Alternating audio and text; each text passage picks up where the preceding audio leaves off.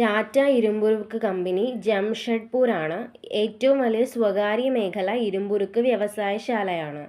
Indian Iron and Steel Company Kulti Burnpur Hirapur പൊതുമേഖലയിലെ ആദ്യത്തെ ഇരുമ്പുരുക്ക് വ്യവസായശാല.